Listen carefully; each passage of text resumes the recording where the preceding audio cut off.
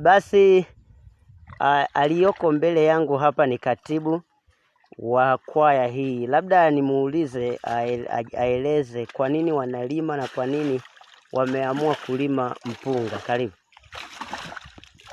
Sisi tunalima kwa sababu tuna mambo mbalimbali ya kuyafanya, na pia kilimo kimeanza toka mwanzo wa Adam na Eva kuumbwa. Alipewa bustani na wakapewa bustani na mwisho wakaanza kulima. Kwa hiyo sisi tunalima kwa manufaa na pia tufanikiwe kwa mambo mengine ya baadaye.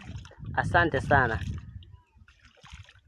Mwingine basi nitamhoji. Karibu. Huyu ni mwalimu wa nizamu. Kwa nini mnalima, mwalimu wa nizamu?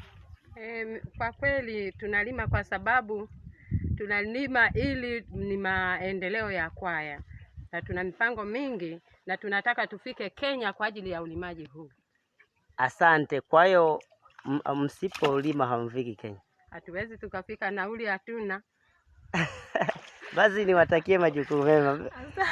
Mtazamaji, kama unavyoendelea kuona nahojiana, endelea kufuatilia katika YouTube, katika channel yao ya Ufunuo Kwaya, au uandike tu Ufunuo Kwaya, usubscribe hapo, utakuwa unapata moja ya video vyao. Karibu sana. Huyu ni mwazini, atajitambulisha kwa wakati wake. Karibu sana. Kwa nini mnalima?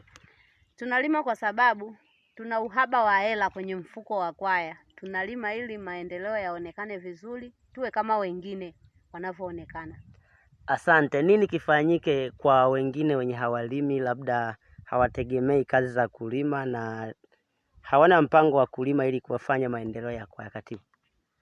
Kwa ushauri wangu mimi, kila mmoja ana jitihada yake na kila mmoja ana kazi yake anayoiamini. Sisi tumeamini kilimo ndio kiinua mgongo chetu, yaani ambacho tunakitegemea.